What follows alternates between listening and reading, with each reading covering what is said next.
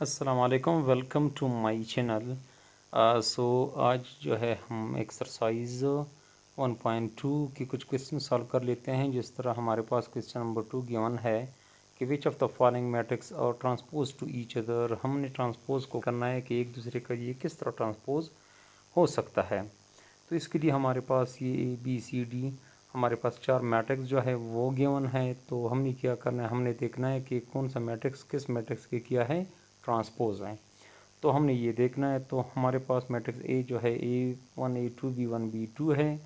उसका जब हम ट्रांसपोज लेंगे तो इसका मतलब ये है कि ये हमारे पास A1 A2 कहने का मतलब ये है कि जब हम अल्फ़ाबेट का ट्रांसपोज लेंगे तो उससे अल्फ़ाबेट आएंगे, उसका ट्रांसपोज अल्फ़ाबेट आएगा। जब हम नंबर की ट्रांसपोज लेंगे तो हमारे पास ये क्या आएगा, नंबर ही आएगा। तो कहने का मतलब ये है कि हमारे पास सी का जो नंबर है उसका ट्रांसपोज जब हम ले रहे हैं तो हमारे पास डी आएगा, हमारे पास ए बी नहीं आएगा।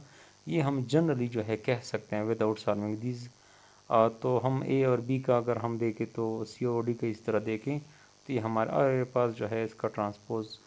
तो कहने का मतलब ये है जब हम ए का ट्रांसपोज लेते हैं तो बी आएगा, या बी का ट्रांसपोज लेंगे तो ए आएगा। क्यों? क्योंकि यहाँ पे अल्फ़ाबेट है दोनों। सिमिलरली सी में हमारे पास नंबर है तो सी का ट्रांसपोज जब हम ले लें तो हमारे पास आएगा डी, एंड डी का ट्रांसपोज जब हम ले लें तो हमारे पास आएगा सी। ये हमारे पास वेल नोन प्रॉपर्टी है, विदाउट सॉल्विंग हम इसको इस तरह कह सकते हैं। अब हम चूँकि इसको सॉल्व कर लेता है, ए जो है हम मैट्रिक्स ले रहे हैं तो क्या कर लेते हैं, इसका हमने ट्रांसपोज लेना है। तो ट्रांसपोज के लिए हम क्या कर लेते हैं, taking transpose on both side. तो एट के ऊपर ट्रांसपोज, मैट्रिक्स के ऊपर ट्रांसपोज। तो ट्रांसपोज का मतलब क्या है कि हमारे पास ये मैट्रिक्स जो है ये बराबर होगा, इसमें जो फर्स्ट रो है ये हमारे पास चेंज होगा, फर्स्ट कॉलम है जो कि हमारे पास A1 A2 है। Similarly second row will be change into second column, जो कि हम ट्रांसपोज में क्या कर लेते हैं, पढ़ते हैं। तो इसका मतलब ये है कि A transpose is equal to ये जो मैट्रिक्स हमारे पास गिवन है इसको अगर हम देखें तो ये हमारे पास मैट्रिक्स बी के बराबर है। तो इसका मतलब ये है कि हमारे पास बी के बराबर आ गया। तो ए ट्रांसपोज किस चीज़ के बराबर हो गया, बी के। तो ये हमारे पास इसका सलूशन है। लेकिन हमने दूसरी साइड पे क्या कहा, ये बी ट्रांसपोज जो है इसका हमने लेना होगा और हमने चेक करना है कि हमारे पास जो है मैट्रिक्स ए आ रहा है कि नहीं। ये हमने फिर वहाँ पे अप्लाई करना होगा।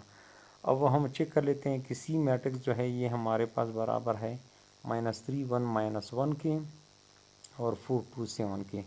इसका हमने ट्रांसपोज लेना है कि क्या ये ट्रांसपोज हमारे पास मैट्रिक्स डी के बराबर है कि नहीं। तो taking transpose on both side, so C transpose will be equal to. अब देखिए हमने रो जो है वो हमने चेंज करना है कॉलम में।